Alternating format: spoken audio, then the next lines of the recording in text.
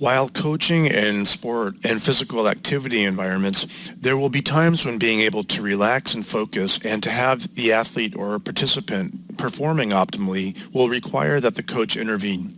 Therefore, we need to be able to understand some psychological skills training, or PSTs, and we will dedicate this lesson to exploring strategies that are intended to improve performance in athletes and participants. Psychological skills training is defined as systemic and consistent practices of mental and psychological skills for the purpose of enhancing performance, increasing enjoyment, or achieving greater sport and physical activity self-satisfaction. Methods and techniques that are standard elements of PSTs as they are known originally came from a wide range of sources, mostly within mainstream psychology. These areas included behavior modification, cognitive theory and therapy, rational emotive therapy, goal setting, attentional control, progressive muscle relaxation, and systemic desensitization. PSTs can be very comprehensive and involve a variety of skills, or they might focus on just one or two. Practical constraints might dictate the type of program that would be the most beneficial for a player or individual in a team. But regardless of the specifics, mental training is important, and following some general guidelines will make it more effective for coaches. At some point in sport or physical activity settings, exercise participants fall victim to mental letdowns and mistakes. The importance of mental skills is seen in the highly valued attribute of mental toughness. Studies done reveal that mental toughness was perceived to be the most important determinant of success in sport. Many serious athletes will typically allot 10 to 20 hours weekly to physically practice and little, if any, time to mentally practice, and this proportion doesn't make sense since psychological factors account primarily for day-to-day performance fluctuations. PSTs are therefore vital for optimizing performance in athletes, players, or even clients. Not all coaches rely on PSTs to help improve performance among players, and there are three basic reasons why. The first being the lack of knowledge. Most people don't really understand how to teach or practice psychological skills.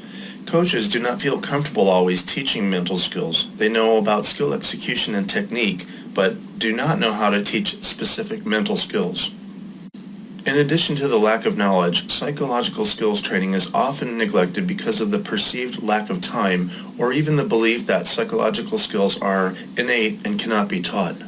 Most people don't enter the world equipped with mental skills, and it's a misconception that champions are born rather than made. Skills can be learned and developed depending on the experiences we encounter. And the issue is one of priorities. If you believe that mental skills are important as a coach and you know how to practice them, you will find time for them. There are several myths circulating about the use of psychological skills in optimizing performance. The first myth is that PSTs are for problem athletes only. The second myth is that PSTs are only for elite athletes. It is appropriate, actually, for all athletes, including the very young and developing athletes, and special populations such as people who are mentally disabled, physically or intellectually challenged, or hearing impaired. The third myth is that PSTs will provide a quick fix or solution. Psychological skills take time and practice to develop. They won't turn an average player into a superstar. However, it will help athletes reach their potential and maximize their abilities. Some believe that PSTs are just not useful.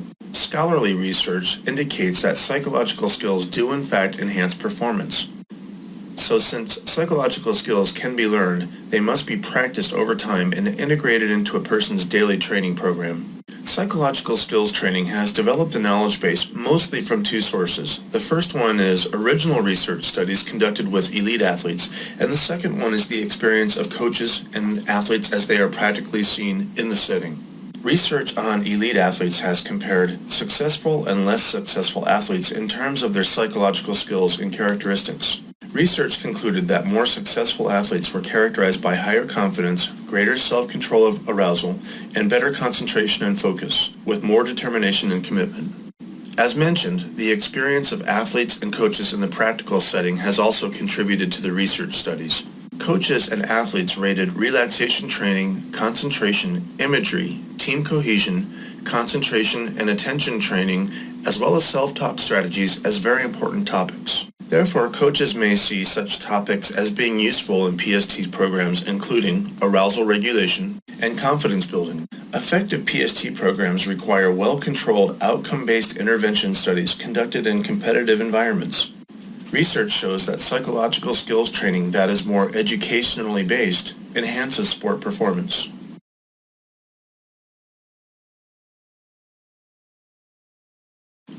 PST programs, again, psychological skills training as they are called, generally follow a set structure with three distinct phases. The first is the education phase. In the education phase, participants quickly recognize how important it is to acquire PSTs and how the skills affect performance. The usual way to accomplish this is by simply asking participants how important they think the mental side of sport performance is. This phase may last as little as an hour or for as long as several hours over the course of a few days. An important part of the education phase involves increasing athlete awareness of the role that mental skills play in performance. Next would be the acquisition phase, which focuses on strategies and techniques for learning the various psychological skills. Now, both formal and informal meetings are devoted to learning these skills. Psychological skills need to be learned and practiced, so people should expect improvement as they develop these skills and refine them over time.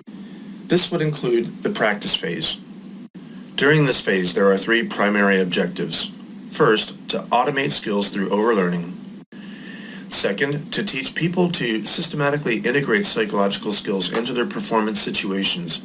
And lastly, to simulate skills that people want to apply in actual competitive situations. During the practice phase, it's helpful for athletes to keep a logbook in which they can record the frequency and perceived effectiveness of the skills that they have learned.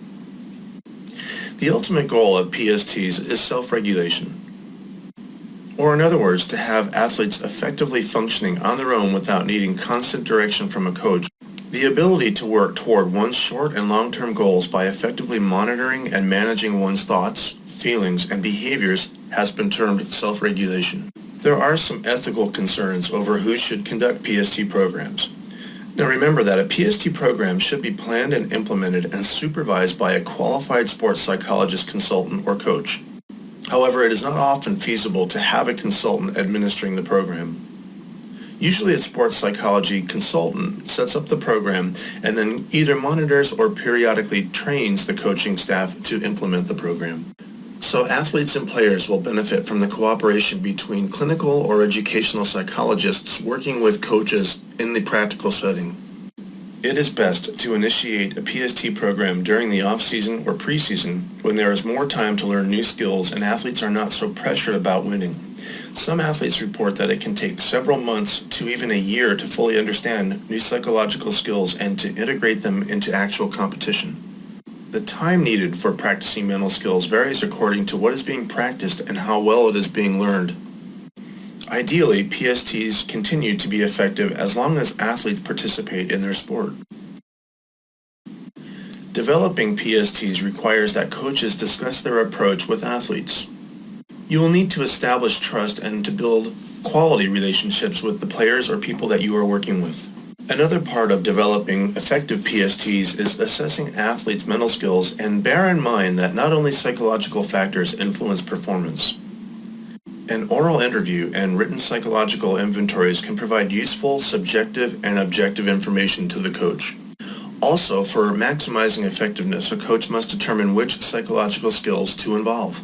This involves the coach asking how many weeks of practice or preseason are available, or how much practice time will be devoted weekly to the PST. How much interest within the athletes is seen in receiving PST information? And will there still be time to practice mental skills after the competitive season begins? Coaches must differentiate between psychological skills and psychological methods. Skills are qualities that are obtained. Methods are procedures or techniques used to develop these skills.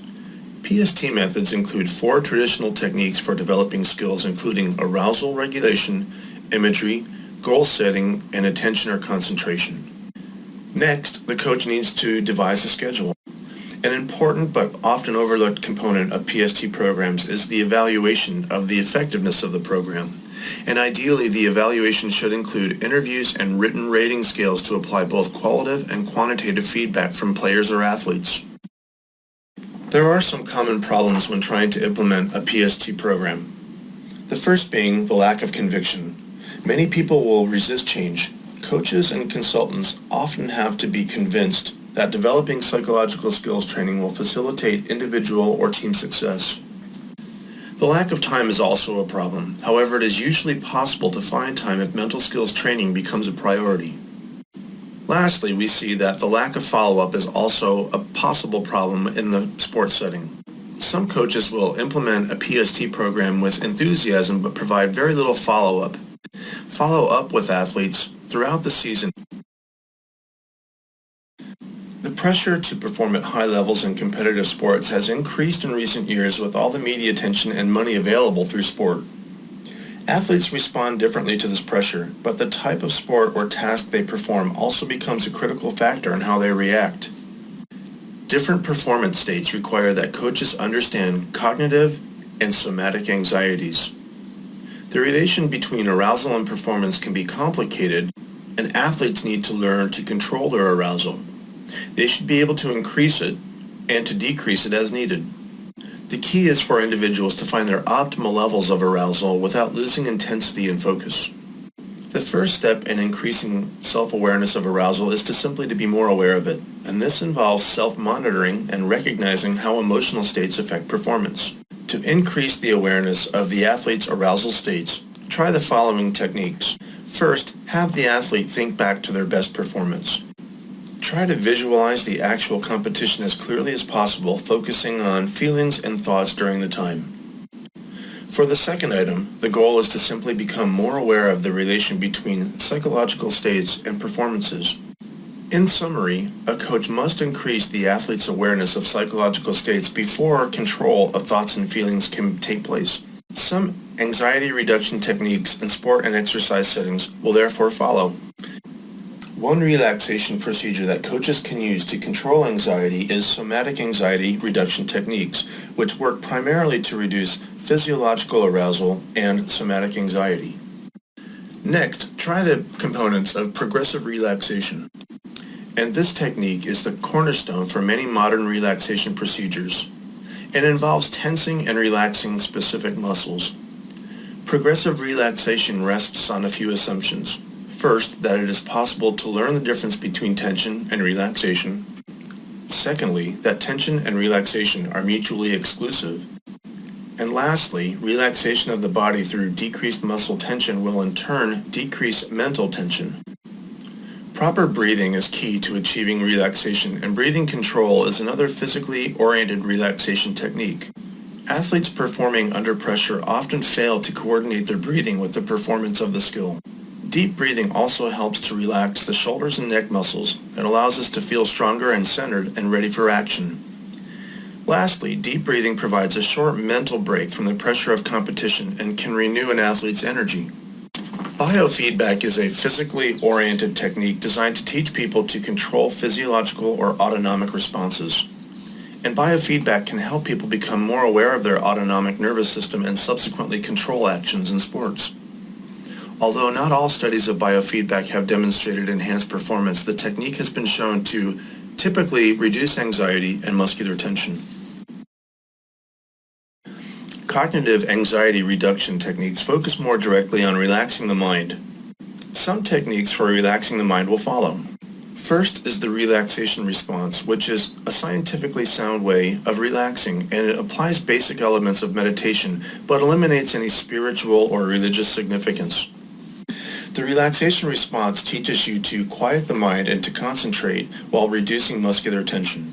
Autogenic training consists of a series of exercises designed to produce sensations specifically of warmth and heaviness.